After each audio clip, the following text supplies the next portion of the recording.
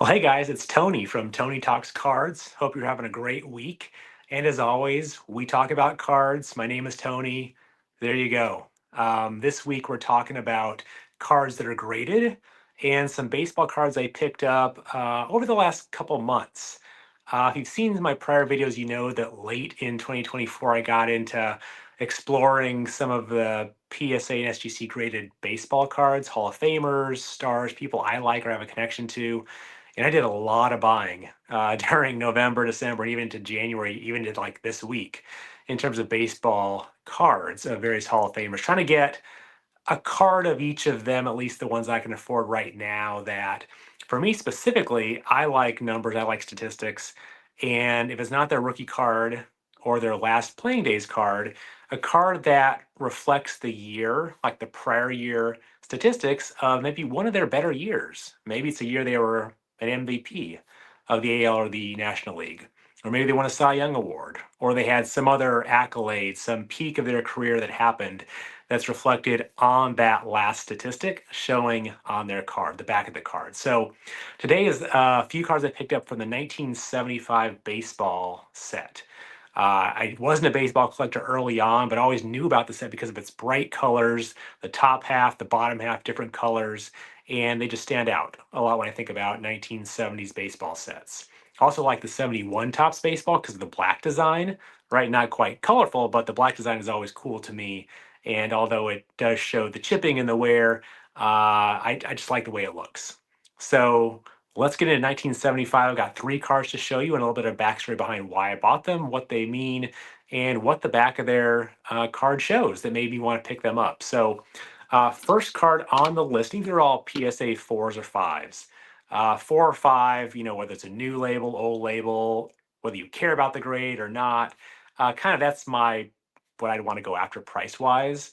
I mean, sure, the 1980s, you could get some near mint cards, but the further you go back, the more the price goes up, right, for those cards. So 4 or 5, very good, excellent range, works for me.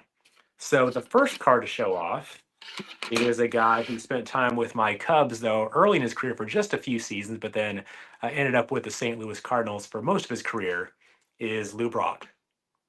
1975 Lou Brock. You can see it's created an EX5 from PSA. Again, like the colors, the top half, the bottom half. And these have been kind of tough as I looked to buy them a couple months ago with, the sides over here.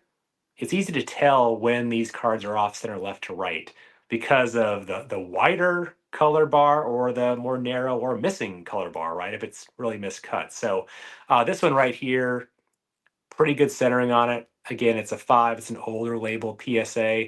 Looking at this, actually, there's a lot more corner wear than I would have thought on it for a 5. So maybe this would be a 4 or something less today. But again, like the picture of him, the sideburns, the Cardinals hat. And again, why did I get the card? So the back of the card, especially with these cards in the 70s and 80s, if you have a lot of years on your belt, like Lou Brock and some others did, right? Almost the whole back of the card is taken up by their statistics. You've got a little bit of I think a trivia game up here. You've got a picture, but again, you've got each year of his stats. So you can see he spent first 3, 4 years with the Cubs and then with the Cardinals. And on the back of these cards, at least here, we've got at bats, runs, doubles, triples, homers, and RBI and average. So great, right? Those are kind of basic things you look for in a batter for statistics. But again, Lou Brock was known for stealing bases. So stolen bases weren't on the backs of these cards in 1975, but 1974, which is the very last year shown here, despite the glare, uh, he had his career high in stolen bases. He stole 118 stolen bases in 1974. That was not a stat on the back of the card because they didn't print that back in those days. So 118 stolen bases was his career high by at least, I think, 45 more than it was in his prior season. So I thought that was pretty cool to pick up that. Plus, again, the colors, the cool picture there. And again, for a Hall of Fame card at an EX5, I didn't pay more than probably $20 for this, although it's been a couple months. So again, that's right in my wheelhouse too. So that's my Lou Brock card, card 1 of 3 to show here today. The second one is from a player with his last playing days card in 75 Topps. and that is Bob Gibson. Again, I guess this is a little bit of a Cardinals video here for some guys I know who I follow who like the Cardinals as well. So this is in a VGX4.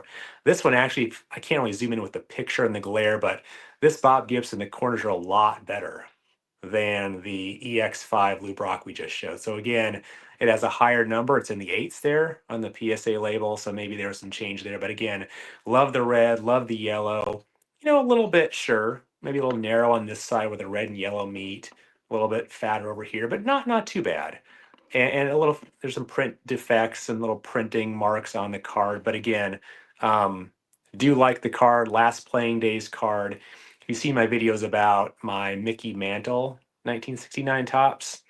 You know, I like that card plus the Roberto Clemente I have from 1973 because it's their last playing days card, but on the back it shows all their statistics. It kind of worked out nice that way. So with Mr. Gibson here, we've got, again, like Lou Brock, a pretty full stat sheet here for card number 150. But again, he did play a little bit in 1975. So this one doesn't show his entirety of his statistics and all of his numbers, but again, the vast majority are there, and has a nice career ERA of less than 3 on this as well, and finished with, I think, a 2.9-ish ERA as well. So again, probably won't get the rookie out of my price range now, but to have a nice playing days card and a last playing days tops card with the majority of his stats showing is pretty cool for me and Bob Gibson there. The one card I do want to get maybe of his in the future is the 1969 tops. Again, 1968 is where Gibson had his record year in terms of ERA, I think being 1.1, 1.2, something like that in 1968. But again, his 68 card would only have his stats from 67 and back.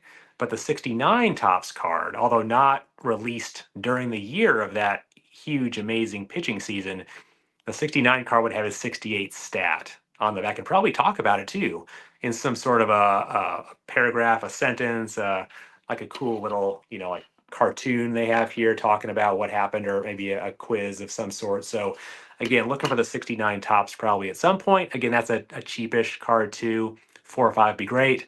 But for right now, having that last playing days card is what I was looking for, at least back a few months ago.